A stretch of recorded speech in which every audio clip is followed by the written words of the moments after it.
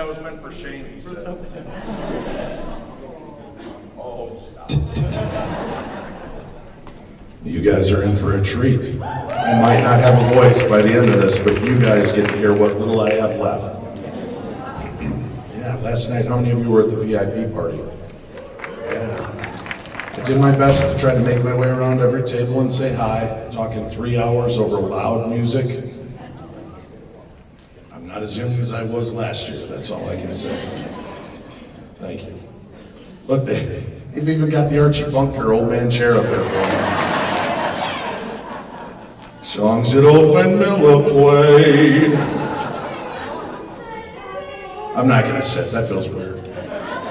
But I am gonna hit my throat with spray every few minutes so I can continue on. I don't think we officially start for, oh no, we did, we're a minute late, sorry. Let's just wrap it up and go, I'm sorry. I'm a failure already.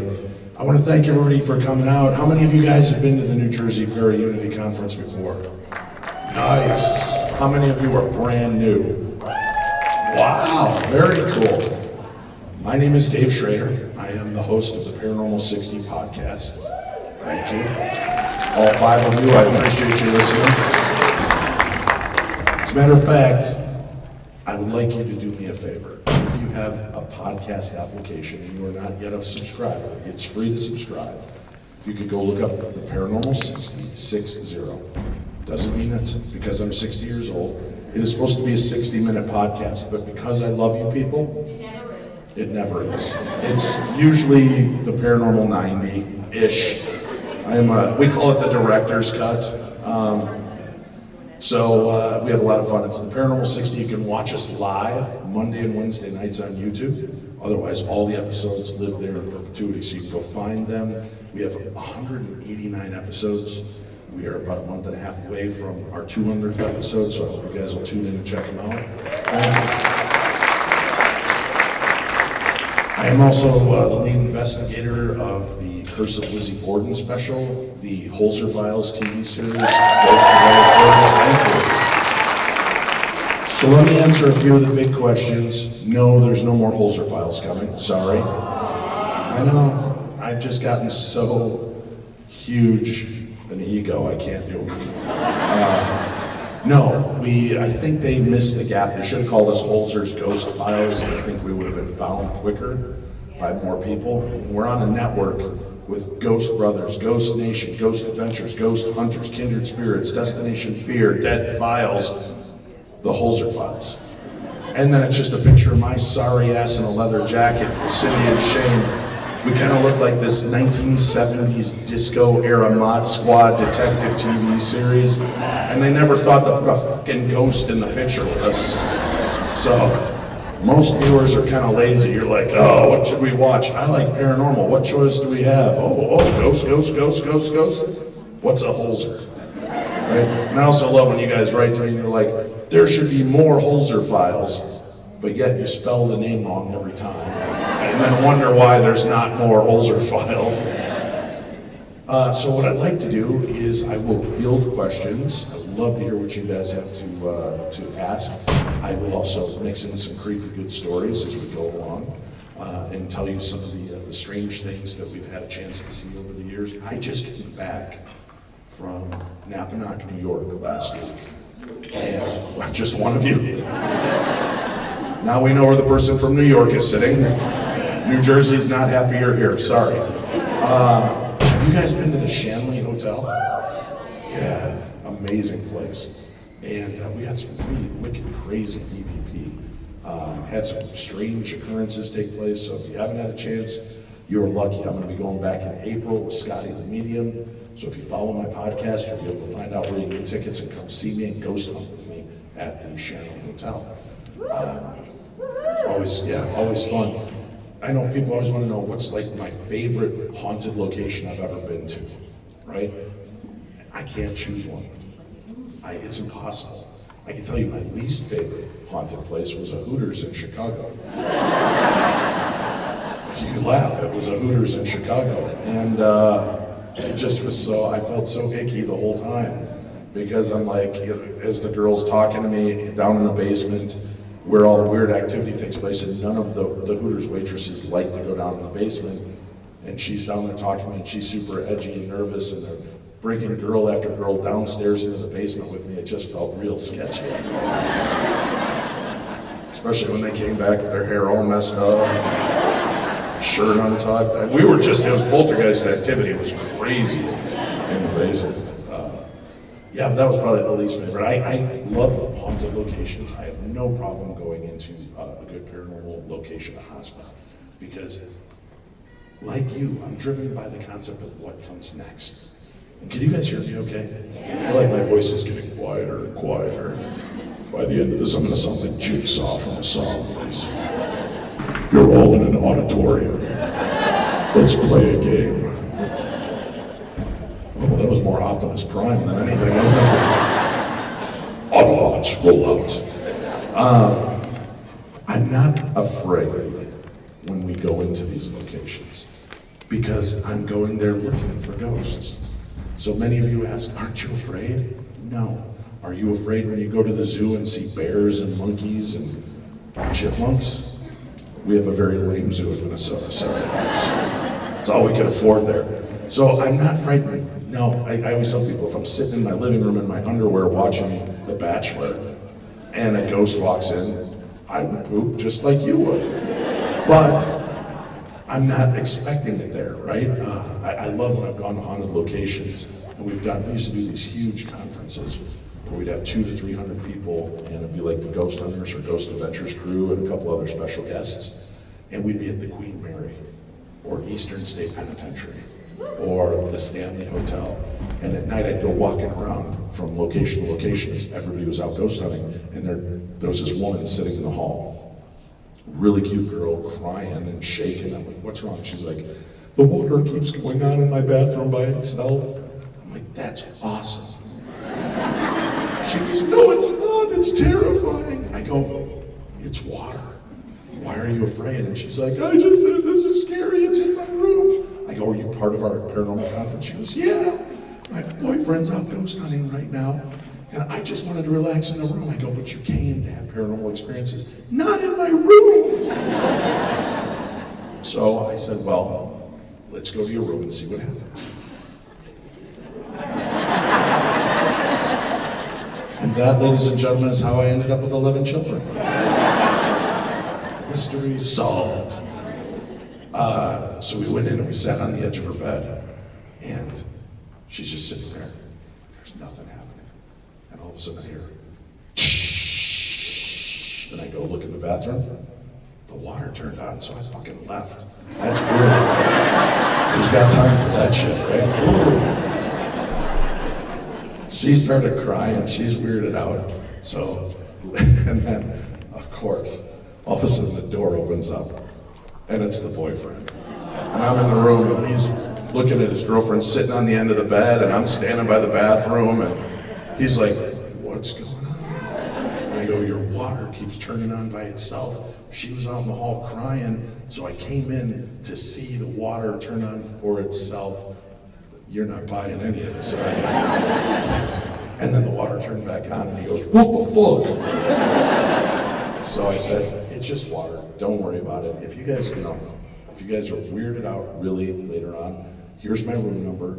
Come knock on the door, and I'll help you find another room. We'll go talk to the front desk staff. And 2 hours later, boom, boom, boom, they're on my door. And I'm like, yeah, what's going on? They're like, we can't sleep, dude. The water keeps turning on. Now our TV keeps turning on. We just want to get out of that room. And then they just stood there and stared at me. I mean, I was just in my underwear, which is weird. I said, all right. I got ready. We went up and got them into a different room. They were out of that room in 30 minutes. So don't go to a paranormal conference and not expect paranormal shit to happen, right? That's the moral of the story. Or the other moral is, if you're out in the hallway crying and you're a pretty girl, I'm probably taking you to your room. I'm a giver. It's what I do. Being out and about, my other favorite one was my very first event I did that I hosted was in Warwick, Rhode Island, the home of TAP's headquarters. And Steve Gonzalez and Paula Donovan were my 2 celebrity guests. And the entire cast and crew showed up to sign autographs for the fans. And we were at this like Fairfield Inn, and they had 200 rooms, so they're like, we'll open those up so you can investigate. And I think at our first event we had 60 people, so we had 30 in each room. 30 people standing asses to elbows in a haunted room, right? But what's cool is halfway through the event, this guy comes down, and he's rubbing his throat, and he's just kind of standing there murmuring to himself. And I walk over and I go, is everything okay? He goes, I don't know, man, I went into that room upstairs, and I felt like I was choking. I felt like I was almost gurgling something. Like, that's weird. I go, are you okay? Maybe you're having an allergic reaction. He goes, yeah, that's what I was thinking. And I said, all right, we'll just sit down and relax for a little bit. About 15 minutes later, another guy comes down doing the same exact thing. One guy's got his back to him, so he doesn't see it, so I walk over and I start asking him what's going on. And I go, that guy had the same problem. So I get the guy over and they start sharing notes. The desk clerk is listening, and he goes, guys, come here. I was working here the night this happened. In that room, a gentleman slit his own throat, and then panicked and called, hoping for help, and I was the one that got the call. And I couldn't figure out what was going on. I just heard this gurgling noises, and then the phone dropped, and I sent the police. And he unfortunately passed away in that room. And these two guys' eyes are huge. And then come their wives. And they're like, what's going on? Why are you down here? And I'm like, this is incredible. These two guys, not together, different groups, both had this experience of being choked to death in a room where a man slit his own throat and died choking on his own blood. What the fuck? You didn't even want to come to this trip. This was my trip. Right? Mine too. Oh my God. So you get to have a paranormal experience and get to go to Vegas this year and have fun. Oh, and I go, wait a minute. Your husbands felt like they were choking to death. Yeah, well, why couldn't that happen to us? And I said, if you keep that attitude up, a self-fulfilling prophecy might be coming your way, darling. They were so pissed off, so I love when the skeptics come. And these guys had no interest in the paranormal. They were literally there to be supportive of their wife, which is awesome. And then they walked away with the experience, and I don't think they probably ever lived it down. Although I did mention that story on the radio a couple years ago, and that was, God, 15 years, 16 years ago that happened. And the wife is still listening to my podcast, and she's like, I was one of those assholes. Great, and she goes, and now he's got all the equipment, and he's out go swimming every weekend, and I'm home with the kids. What a dick. Nice, Dave. Yeah, right, thanks, Dave. I'm the new Obama. Thanks, Obama. Dave Schrader, breaking paranormal hearts, right? Are there any questions specifically you'd like to know? No? Great, have a good day. Thank you. Yes, sir. What got you into investigating paranormal? Hot chicks in hallways crying. That's pretty much it. I wish I had a cool story, like I was bitten by a radioactive psychic or something. Bonked my head, woke up with abilities. I just have always had the paranormal around me ever since I was a kid. My grandmother used to visit me after she passed away. We lived in a haunted house in Medina, Illinois, growing up. Nothing scary, just footsteps and voices. And you know, my mom and dad never made it weird, so it was never taboo with the family. So we just kind of, it is what it is. And things just work out. But I will tell you, let me give you a quick little life lesson. How many of you are where you want to be in life? Show me with a raise of hands. Lying sex or shit. You want to be in a Hooters in Chicago, don't lie about it. In the basement, that's right. This is something, honest to God truth. Believe in the power of intention. If there's anything about the paranormal I've learned over the years is that the power of intention is so extremely powerful. When I was 7 years old, living in Chicago, I used to take my little black tape recorder, my little Kmart blank cassettes, and I'd practice being a radio host in the garage, right?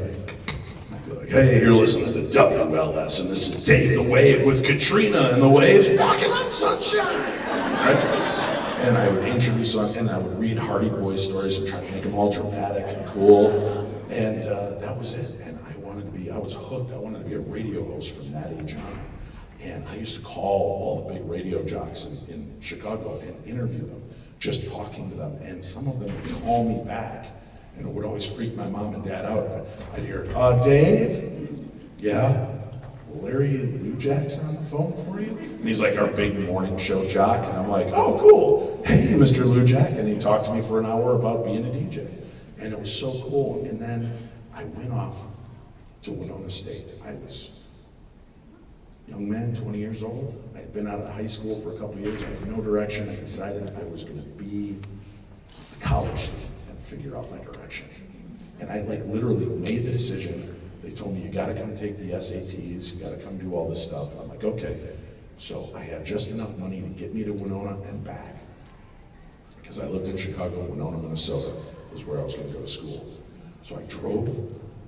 As I get there, or most of the way there, my car started sputtering. And I had a 1969 Plymouth Fury 3. It's a tank. My car could drive over all your cars. And I wouldn't even know it. It was a cool car, but it starts. So I take the exit and I pull off into a rest area. And I'm standing there because I know nothing about cars. I know you look at me and you think, that's one manly guy. I am a manly man that knows nothing about cars. And I'm just standing there as a man does with the hood open, staring at the engine. I'm like, I don't know what I'm gonna do. I gotta be in school in 8 hours to do this test. And I'm just stressing, right? And all of a sudden, out of the woods, walks hippie Jesus. Long hair, pointy beard, blue jeans, no socks, no shirt, no shoes, but he serviced me. Wait a minute, that came out wrong. So he comes walking out of the woods, he's like, hey man, what's going on? I'm like, I don't know. Driving, pop, pop, pop. Psst. Oh, I know what it needs. That's how good my description was. So he looks at my car and he goes, oh, you need a gazillion plats for your car. Because I don't know any words of what things are under my hood. And he goes over and he gets this old rusted toolbox out of his beat up Nova. And he comes over and he opens it up. There's a little plastic bag, in it is wrapped this little rubbery cap thing. And he goes, what are the odds that I have won? And I'm like, that's pretty cool. And he goes, how much do you think this is worth? I'm not gay, but $20 is $20. I'm like, and I start panicking, and I just look at him and I go, I'm on my way to try to take a test to get entrance to college. I have spent every dollar I have to get here, and the money I have is just enough to take my test, eat lunch, and drive back home. I don't have any more money. And he goes, we can work it out in other ways. Okay. So he fixed it for me, and he told me how to pump the water in the well to put the cold water in my radiator and cool down. So I did it. And then he goes, this is what you're gonna do for me, man. You're gonna be nice to somebody else. Fuck that, right? And I drove off. Fuck you, hippie.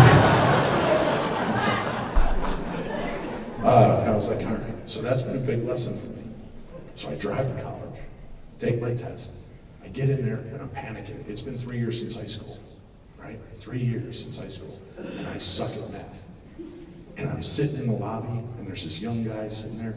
And oh, are you here for the test? I'm like, yeah, but I'm really nervous. He goes, why? I go, I think I can do all the rest, but I haven't studied and I suck at math. And he goes, oh yeah, that's a tough part. And we have this great conversation. He goes, well, why'd you wait 3 years? Well, my life just took a turn, man. I gotta figure out a pathway. And all of a sudden, the clock ticks and it's time for the test, and all the people are milling around in the lobby, and this guy walks up and opens the door and lets me in, and lets all of us in, and he's the instructor. And then with the test, you have A, B tests, so you're not sitting next to somebody with the same test. So we get each one of the science test, English test, this test, that. Last one is the math test. And he comes over, and hand to God, I swear, this is not meant to be racist at all. I'm sitting next to an Asian girl, and he gives her the math test, and he goes, oh, I only have one more math test, but it's the same as hers. I can trust you not to cheat, right? Sets the thing down, and he looks at his watch, he goes, all right, you have 50 minutes to complete the test. I have to go make a call. And he looks right at me and he goes, I'll be back in 50 minutes. Nobody cheat. And then he leaves. And I cheat like saddest thing is, I sat next to the stupidest Asian ever to walk the faith. We passed by 1 point, but good enough to get me into college. So that was my second miracle of the day, right? I go to college, I'm in there, I'm not in, let me just give you guys this quick preface. If you go to the VIP parties or you see any of the celebrities hanging around, and they're usually in our little packs, it's not because we're standoffish or we're better than you. I mean, we are, but most of us in this field are introverts in an extrovert world, right? Just like most of you are probably introverts, right? So a lot of times we look standoffish or kind of like, oh, they're so arrogant, they won't even come talk to us and we're fine. We're not always great about making that first step. If you come to the VIP party, you will see I'm one of the few that makes my rounds. It's horrifying to me to do that because so many of you smell so. No, it's horrifying. It's really hard to do, but I go do it, push past that. But a lot of people have trouble, so please be patient with the people that you meet at our conferences. They're not always the easiest to talk to because it's really hard for us. Anyway, so that's my life. I was an introvert. I'm trying to find my spray. There it is. 1 second.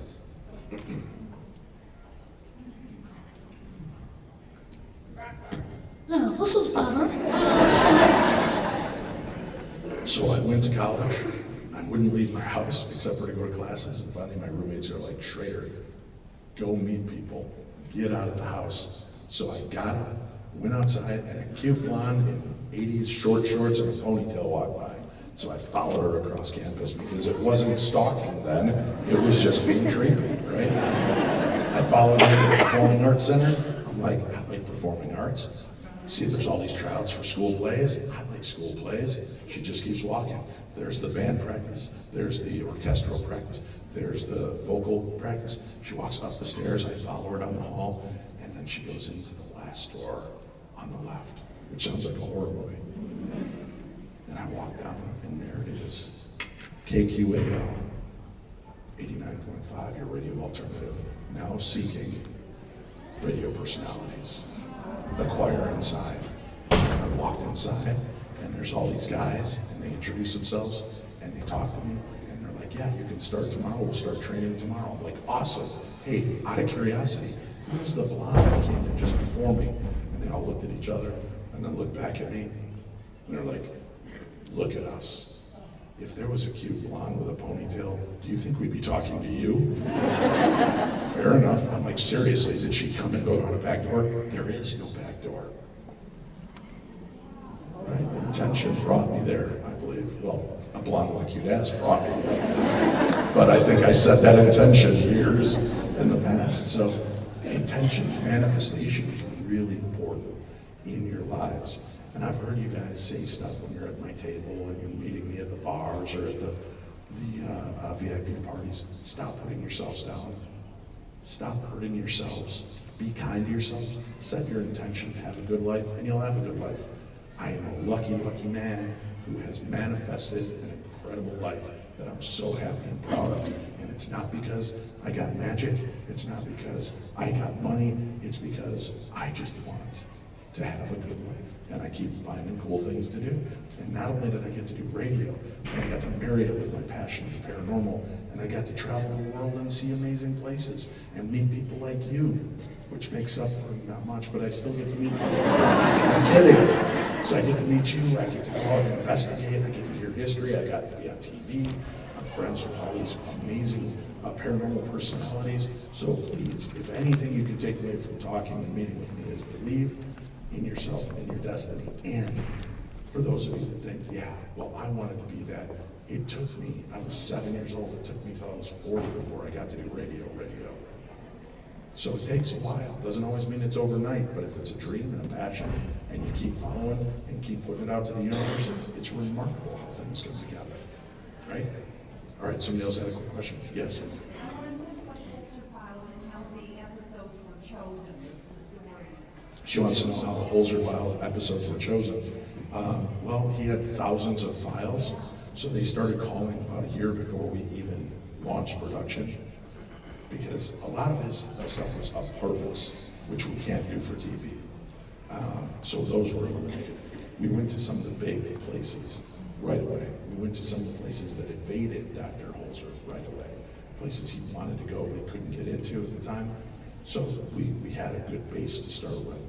That's how it happened. And then they saw season 1, and then places reached out to us that were like, you know, Dr. Holzer came here, my mom turned him away. But now that we see how you treat the ghosts in the history, we'd like to invite you in. And that's how it happened. So we got 2 great seasons, a lot of fun. I got a chance to meet Shane and Cindy and work with them. Now Cindy is on,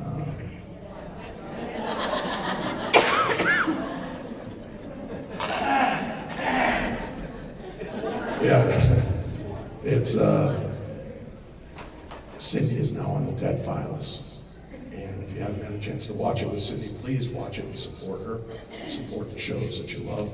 And I'm going to give you guys another quick little bit. If you love a TV show and you love to binge watch them when they're done, you're killing your favorite TV shows. You have to watch that show the first 24 to 48 hours to have the ratings matter. But I'm only one person. That's what a million of you think, and that's why shows like Holzer Files gets canceled. You all loved it, and you all binge watched it after it ended. Unfortunately, that doesn't save a show. So, I don't have time, but I still want to binge watch. What can I do? Record it, turn it on while you're doing your laundry, you're mowing the lawn, you're whatever. Let it just run in the background, and then binge watch them all in a row afterwards, but let them all air within the first 24 to 48 hours so that it counts towards the ratings.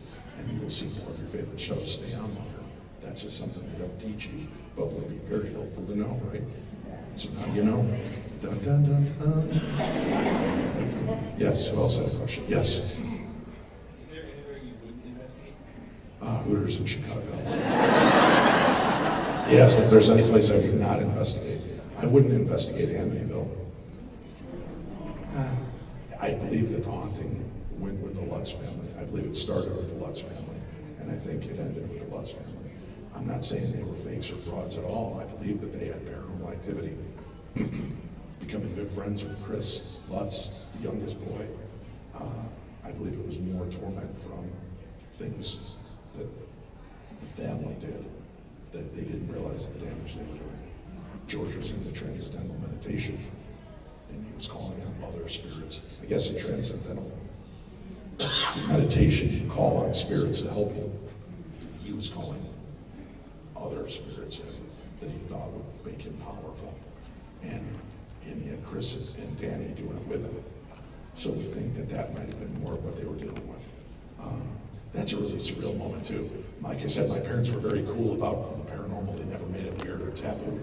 And I remember seeing the J. Henson novel on the counter. And I went over and picked it up and I go, Mom, can I read this? She's like, no, this is too scary for you. And then 30 years later, I introduced her to Chris Lutz, my buddy. And I'm like, Mom, this is the youngest boy from the Amityville Horror. The book you wouldn't let me read because it was too scary. Jeff Belanger and I did a little sizzle reel for a TV show years ago. It was in Long Island, and we drove over to Drive to see the Amityville house, and we went and we took pictures in front of it. So when I had Chris Lutz out in Chicago at a paranormal conference, I put him in my car and I drove him to my childhood home, and I made him stand in front of my house and take pictures. I thought it was only fair. Yes, yes. Yeah, there's a lot of paranormal locations I'd like to get to. I really would love to go to the White House. I don't mean to visit, I want to be president. Dave Schrader, 2024. Right? I will kick the ghosts out of the White House for you. Yeah, I would love to go to the White House. I would love to just see some famous historic sites, places that have rich history and go in. But I still help families from time to time when needed. I'm trying to think off the top of my head. I'm sure there's something I'm just blanking out on it. The Mount Washington would be one I'd like to get to. Malvern Manor in Iowa, the Villisca Axe Murder House. There's so many cool places I'd love to get to still. You know some places in New York? Are they your place? All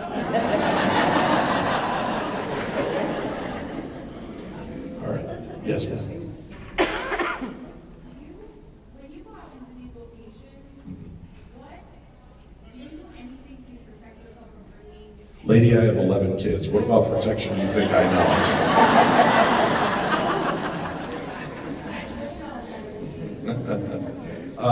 Yes, I'm very much into prayer. That's my thing. I was brought up Lutheran, and I don't go to church. I just have a relationship with God and Jesus. We call each other every Wednesday. And, no, that's my gig. I just do prayers. Prayers for me, prayers for vocations. What was really nice is on Holzer Files, they allowed us to do prayer and stuff. I know a lot of you think, well, how come you never help the family or the home or the ghosts? We do, they don't always show it. Because there are a lot of people that get upset watching Christians pray, and it pisses them off. So we don't do it. But we try to work in other religions and belief systems too. Like when we were at the Morris Jumeau Mansion in New York, which was amazing, we had the Santeria priest come out and do a clearing and cleansing. I became the de facto priest on the Ghosts of Devil's Perch. They let me do prayers at every location, and they filmed them all and made like half the episodes. You see me doing my deal.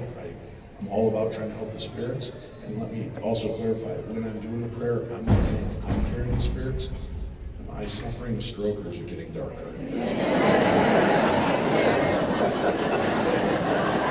Oh shit, how did he go? On stage.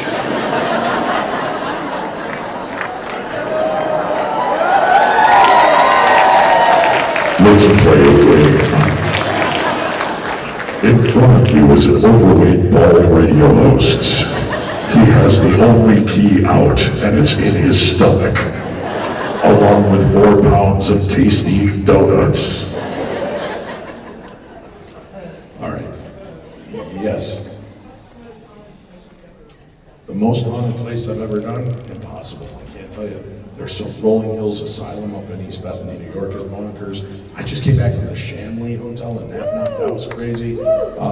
Eastern State Penitentiary, the Stanley, Queen Mary, Waverly Hills in Louisville, Kentucky.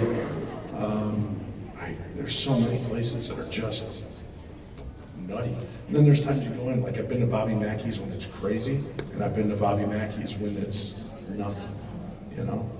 First time I went to Bobby Mackey's with the Ghost Adventures crew, freezing. Zach's like, what the hell is wrong? I said, I gotta take the blame for that. And he goes, why? I said, because I always said it'd be a cold day in hell before you'd find me in a country bar. Manifestation, intention, completion. Yes.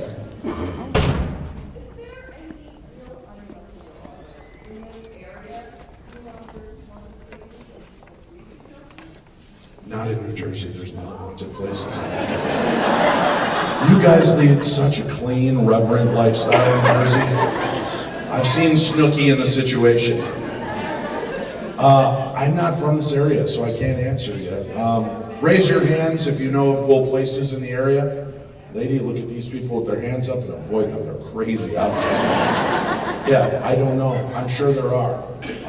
I would love to investigate the Stone Pony. I don't know if it's haunted, but I gotta guess it is, right? So many music halls and places are. Yes? Question, have you ever had an attachment follow you home? Yes, 11 of them from the hospital. They're still sucking at the teat of my life. I don't know. I'm not psychic, so when I'm at Napanock at the Shanley and I'm communicating with this ghost, and then I go home and something weird happens, I can't turn around and go, oh, it's the ghost from the Shanley. I don't know where it's from, but I always say this, a haunted location is like a giant magnet, which it is, electromagnetic field, right? Active. You take a paper clip, it is not magnetized, but if I go rub it on that magnet for a few minutes and take it over to the other paper clips, I can daisy chain 4 or 5 of them because it's now magnetized. So I kind of feel like once you've been in the ick of a paranormal place and you go other places, you're still icky and things will come to you, but they usually fade pretty quick. I've thankfully never had anything negative or bad really happen. I've had some weird, creepy stuff. that have popped up from rare to rare, but I'm friends with John Zaffis. I just don't like, knock it off, or I'm calling John Zaffis. So before in the house I'm living now, we were renting another house a block and a half away. And the kids are spread out throughout the entire house. And our youngest was in the one room, and he did not like it because of the man in his closet that would look out at him, and the laughing guy under his bed. So he moved to the basement to sleep with his brothers in a huge room, and I took that over as my radio studio, and I would do my shows from there. And when we bought the house a block and a half away, we cleared out the entire house except for my studio. It was the last night, and I was doing my broadcast from there live. And I say my good nights at 2 o'clock in the morning, and I hang up my headphones and turn off my microphone, and I hear the front door slam, and I hear somebody walking around at 2 in the morning. So I go home. Is somebody over here? She goes, no, dummy, it's 2 o'clock in the morning, please sound asleep, right? I'm like, okay. Now, being the man, the strong, virile, strong man you see before you, I did what any man would do when his house is in trouble. I hid in the closet and called 911. That's where my tax dollars are going. I'm gonna make those fuckers work for it, right? So I hid in the closet, called the cops. The cops showed up. I gave them the passcode. They're like, I said, I think the front door's unlocked. Just come through the front door. He goes, no, we'll come in through the garage. What's the passcode? I'm like, yeah, I heard the front door open and shut. I think it's open. Just come in through the, no, we'll come in through the garage. What's the passcode? 666.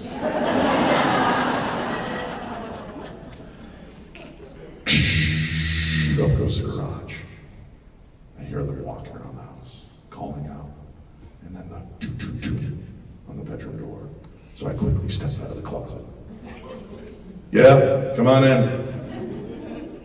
Well, Mr. Schrader, we did a complete thorough walk around. There's nobody in your house. The windows and doors are all locked from the inside. Are you sure you heard something? I'm like, yeah, I'm positive I heard something. And the one cop, she's about this tall. And she's standing there all kind of Barney Fife with her big heavy bulletproof vest on. And she's got her thumbs hitched in it. She's like, are you sure that's what you experienced? And her partner's like 6'4", right? Intimidating looking guy, and they're just scorning me. You could just say, oh, you're an idiot, sir, right? We have so many better things to do, and all of a sudden, downstairs, and they both go, stay here. They take out their guns, and I went back in the closet. Because I am an international TV sensation, I'm saving myself for you. You're welcome. You're welcome. So the cops come back up, and they come back in the room, and their eyes are huge. And they're like, let's just go, we're gonna go. Well, you can back up in the morning, you know, we're good, let's go, let's pull out of here. And I'm like, what did you find? They're like, there was nothing. We heard footsteps. I know, we heard him walking around us. Let's go! We have guns, fucking get out of your house, man. So I left the house, and the cops were efficiently freaked out by my experience, so that was cool. But I don't know where it came from. I don't know if it's just the creepy-ass ghost that we have. I don't know. It was a fun deal, but I can't say that it was attached to me. I don't know where it came from. I mean, you'd want to hang out with me. Why wouldn't a dead guy, right? Yes? Through the consoles, never saw an apparition or never had a true paranormal experience? No, that's not true. Yeah, paranormal experiences. Yeah, I don't know. I'm trying to remember the whole, did Hans Holzer ever see a ghost? I can't remember if he saw one, but he believed and relied heavily on the mediums that he worked with, and he heavily believed in the supernatural and paranormal. He was also a practicing witch. He wrote books on UFOs, aliens, psychic phenomena, ghosts. He wrote over 145 books. Yeah. I can't remember if he ever saw a ghost, but he definitely believed in them. And he knew that he was communicating with them through the transmediums that he worked with. So that's about all I know. I got to do the very final interview of Hans Holzer's life. I did a radio interview with him about a year before he passed away. So that was real. I had him and his daughter Alexandra on the same show. So she was the first hour, he was the second hour. She was coming out with her first book, his last book. So I got a really cool chance to interview them both, and that's kind of how I ended up on the Holzer Files. Any other quick questions? Yes, ma'am. Hi, thank you for coming. My pleasure. Did anyone in the government following you around ever get weirded out, did you decide to leave and not? Yes. No, our cameramen were great. They never left, but they would get weirded out all the time. When we were in the house, I want to say it was in New York. I can't remember which one, but we were up on the second floor area, and the camera guy's standing there with his back to one of the haunted rooms, and I'm standing outside the room explaining what's going on, and all of a sudden, very clearly, we hear walking up behind him, and he's got the big camera on his shoulder, and all of a sudden he goes, and so they were really good. Like, if you watch Devil's Perch, how many of you guys saw Ghost of Devil's Perch? Thank you. The Cabbage Patch episode, when I got put down to the ground, cameramen are supposed to be like wildlife photographers. They just have to film the gazelle being eaten by the lion. So when I go down, their job is not to save me. Their job is to get ratings and kill me on screen, right? Because you all would have fucking turned in, you ghouls. But when we're doing it, I wish I should play the recording someday. I've got it. It's a 15-minute recording of Cindy. And she is cursing up Blue Street at these guys. And you put your cameras down and effing help him. He's effing dying. Look at how effing old and effing fat he is. Somebody effing save him. I'm never gonna effing do to you again. Effing effing F. Yet she never ran to my aid to give me pumps or mouth to mouth, you know, but she was worried somebody should, and but she was great. And then they got me out of the building and wanted to put me in an ambulance. This was during COVID still, and Montana is not vaxxers or maskers. So every day was news stories about how overflowing their hospitals are. And I thought I was having a heart attack or dying, and I didn't want to go to the hospital. Because I'm like, I might get COVID. They're like, you're gonna die, dumbass. I'm like, yeah, but not of COVID, right? I'm not doing that. And Cindy comes out, she's yelling at me, and then they called my wife. So I got my work wife in front of me, my home wife on my ear, and they're both getting. And when a psychic goes, you need to go, you go. She knows things, right? Yeah, so that was it. One more quick question, and then, yes.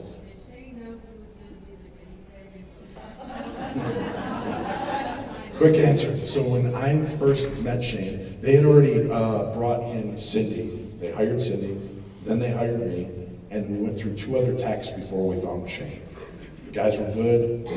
One had an IMDb. He had been in TV and movies, and they didn't want somebody that was an actor because you guys don't like actors on paranormal TV shows, which understandable, but there are a lot of people that are in the field that also love the paranormal. So those 2 guys didn't get in, and then their last chance was a week before we went to film. They did this thing. They go, Dave, we need you to do this quick chemistry test with the new guy. I go, great, let's do this. And they said, can you get like natural light on you? And it was Minnesota in January. I'm like, the only natural light I have is in my 3 Seasons porch, and it's known 3 Seasons for a reason, because nobody should be on my porch in winter, right? So I go out, and I got all the nice natural light in my black shirt, and doing a little FaceTime, and she goes, Dave Schrader, this is Shane Pittman. Shane Pittman, this is Dave Schrader. I go, hey, dude, how you doing today? He goes, man, I'm freezing my ass off here in Georgia. It's freezing. I'm like, what is it? It's like 58 degrees, man. And I just looked at the camera, and I go, fuck you. And I held the camera up, and I showed her my thermometer, and the red was dripping out of the bottom. And she starts laughing, and we had that rapport through it, where we're taking the piss out of each other. And they hired him that day and put him out to work with me, and he's been my little brother ever since. Great guy. Everything you see on TV about Shane is exactly who Shane is. He is a loving, sweet chicken shit. He was nervous. He will tell you I worked with him so that he got better. When you saw him on 28 Days Haunted, he was leading the pack, man. If you haven't seen 28 Days Haunted yet, it's on Netflix. Yeah. Tell John you want to see Shane next year. Get my old ass out of here. Bring Shane in. Yeah. But Shane's doing well, and he's doing the show. And just so everybody knows, the whole Poor Shane thing, I'm the one that started #PoorShane. And now I wish I hadn't. Because everybody thinks I'm a bully and a jerk for always sending. Just so you know, we all spent time alone in each one of those haunted rooms. We only showed the scenes when something happened. And it just so happened, it happened with Shane. The other thing is, a lot of those places around the East Coast that were built in like the 1700s. And you people were short back then. And I am a giant man. And when I'm in a basement whose ceiling starts here, you don't want to see this. So Shane can like walk in, he's still got room even with his spiky hair. So he can get around a lot easier than I can. So that's why they put him in those situations. But there was one moment in season 2 that I wish they would have kept in. We're standing there, and there's this guy, Bob Mazziello, and he's got these crazy things going on. And I go, Cindy, where do you feel drawn? She goes, I want to go upstairs with Bob. Woke up and had that thing hovering over him. I'm like, okay. And I go, Shane, in the basement, there's a little child's ghost. I don't like children ghosts. It weirds me out. I don't want to do it. You're going to go to the basement. And he looks at me and he goes, fuck you, you go to the basement. And that was our response. We all laughed, right? And I go, oh, it's cute when he thinks he's an adult, right? They go, okay, good, do that again. And you guys want to know if there's acting on paranormal TV? This is why there's no acting. Okay, Shane, do it again. All right, Shane, I don't want to go in the basement because of blah, blah, blah. All right, so you're going to go to the basement. No, Dave, you go to the basement. Your own self, alone by yourself in the basement. Shane, try that again, a little less wordy. Fuck you, Dave. Into the basement you shall go. No, Shane, just calm, all right? Remember it was, fuck you go to the basement. Okay. No way fucking going, I'm me going in the basement, you go. And then I realized he's pulling these lines on purpose so he can just keep telling me to fuck off. That's the one thing he was doing. But he had a great time, we had a great time, Shane's a great guy. Support those shows, check out his podcast, The Searchers, Open Mind, that's a great podcast, a lot of fun. Check out my podcast, The Paranormal 60. You can listen to it wherever you listen to audio podcasts, or you can watch us on YouTube on the Paranormal 60 YouTube channel. I'm going to be at my table all weekend. This is my 3rd year here. I love meeting you guys. If you have questions, come see me. And a big thank you to the New Jersey ParaUnity Expo for having me out again. God bless, and I'll see you hopefully in another year.